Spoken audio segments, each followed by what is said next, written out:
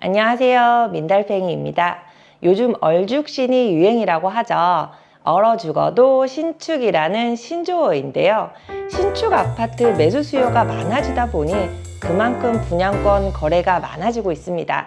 그래서 오늘은 많이들 궁금해하시던 분양권 거래 절차를 간단하고 쉽게 알려드리겠습니다.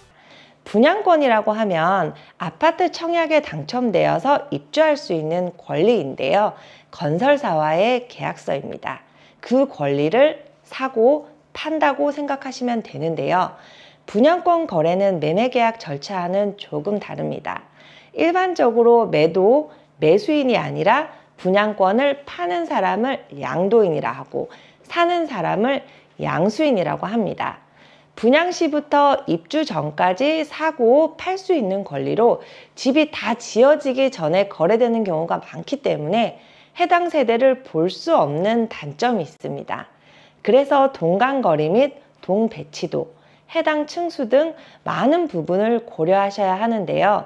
요즘 신축 아파트는 조경이 아주 잘 되어 있는 경우가 많기 때문에 무조건 전면동, 무조건 로얄층 선호는 추천드리지 않습니다. 왜냐하면 요즘 신축 아파트는 층수가 높을수록 분양가가 몇 천씩은 비싸지고 막상 고층이지만 뷰가 나오지 않는 세대가 많기 때문이거니와 중간동이라고 하면 중저층에 예쁜 단지 뷰가 나오는 집들이 많기 때문인데요.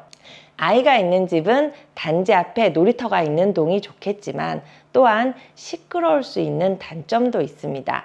이러한 부분을 유의하셔서 평면도 및 동별 배치도를 꼼꼼히 살펴보시기를 권합니다. 얼마 전에 입주한 서울권 아파트 이야기인데요. 꽤나 들썩했던 단지입니다. 그래서 저도 한번 가보았는데요. 전 세대가 남양 배치라고 합니다. 그런데 막상 제가 가보니 동간거리가 너무 좁아서 두 번째 동부터는 해가 하루 종일 잘 들지 않는 집도 있더라고요. 그래서 사이뷰가 나오는지도 확인하실 필요가 있습니다.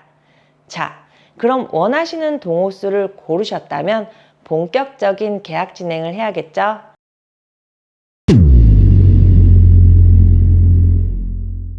계약금은 양도인과 양수인 사이에 협의된 계약금을 지불하시면 되고, 분양권 계약은 분양대금 전체가 오고 가는 것이 아닙니다. 그래서 보통 1,000만 원에서 2천만 원 선에서 계약금을 정하는 경우가 많습니다. 그리고 별도의 중도금은 협의한 사항이 없다면 중도금 없이 바로 잔금으로 넘어가는 경우가 많습니다. 분양권의 총 매매 대금이라고 하면 총 분양가가 아닙니다. 이 부분을 많은 분들이 헷갈려 하시더라고요. 분양권 매매 계약서를 보면 실제 양도인이 건설사에 지불한 계약금은 분양대금의 10%인 경우가 많고 총 중도금을 6회차로 나누어서 중도금 대출을 실행시키는 경우가 대부분이라 실질적으로 양도인에게 줘야 하는 금액은 양도인이 건설사에 지불한 계약금과 옵션 계약금, 프리미엄 정도라고 볼 수 있는데요. 여기서 잠깐! 양도인이 중도금 대출을 실행하지 않고 현금 납부를 하신 경우가 간혹 있습니다. 이 경우는 양도인이 지불한 중도금 6회차 중 지불한 회차만큼 양도인에게 매매대금으로 현금으로 주게 됩니다. 그래서 분양권 매매계약서를 보면 실제 지불되지 않은 중도금이 매매대금에는 포함이 되어 있으나 정산 지불금은 그 금액이 아닐 수밖에 없는 것입니다. 그래서 특약사항에 그러한 부분을 이제 기재를 해 놓는데요. 그 특약사항을 잘 확인하시면 됩니다. 그리고 분양권 매매 잔금은 미등기 상태이기 때문에 별도 법무사의 등기 이전 할 수 없습니다.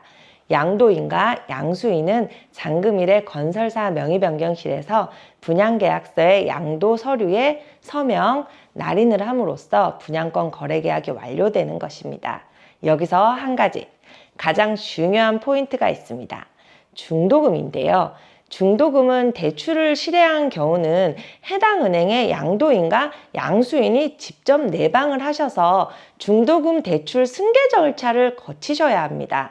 유의할 점은 양수인이 신용에 문제가 있으시거나 일정 요건을 충족하지 못하신 경우는 중도금 승계가 되지 않거나 일부가 승계되는 경우도 간혹 있기 때문에 해당 은행에 미리 상담을 받아보시는 것도 반드시 추천드립니다.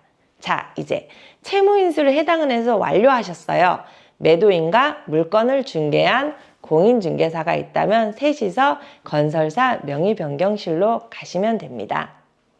건설사 명의변경 시에는 채무인수 동에서 신거래가 신고 필증, 나머지 등본, 인감 등 안내하는 서류를 지참해서 가시면 기존 분양계약서에 양도인, 양수인란에 서명과 인감도장 날인을 함으로써 분양권 매매 절차가 끝나는데요. 총 매매계약서는 2부이며 한 부는 건설사에서 보관하고 한 부는 새로운 매수인인 양수인에게 드립니다.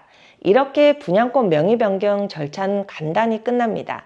양도인은 본인이 직접 가셔야 하지만 양수인은 대리인도 가능하시니 몇 가지 추가되는 서류만 준비하시면 되세요. 자, 그럼 오늘은 분양권 거래 절차에 대해서 간단히 설명해 보았는데요. 어떠셨나요? 어렵지 않죠? 알고 보면 매매계약보다 간단한 분양권 거래 계약입니다. 오늘 영상이 도움이 되셨다면 구독과 좋아요, 알람 설정 부탁드리겠습니다. 다음에도 유익한 정보로 돌아오겠습니다. 감사합니다.